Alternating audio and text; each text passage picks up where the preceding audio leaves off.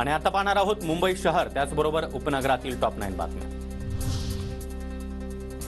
Corona काळातील व्यवहारांबाबत ED आणि आर्थिक गुन्हे शाखेचा चौकशीचा ससेमिरा थांबवा। महापालिका अभियंता संघटनेची मुंबई उच्च न्यायालयात धाव। जानेवारीमध्ये मुंबईमध्ये 10,900 घरांची विक्री, सरकारला मिळाला 746 कोटींचा महसूल। घरांच्या विक्रीचा विक्रमी उच्चांकाचा ट्रेंड कायम।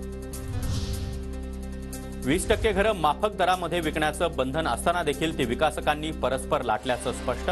म्हाडा ही घरं स्वतंत्र भूखंडावर घेणार।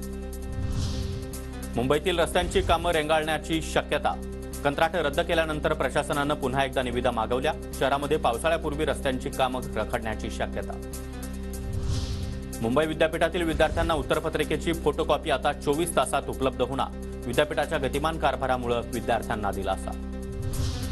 महाराष्ट्र राज्य कला संचालनालय आयोजित इंटरमिजिएट परीक्षेमध्ये 3,42,000 विद्यार्थी उत्तीर्ण। अब्दुल जमादार महाराष्ट्रातून अव्वल।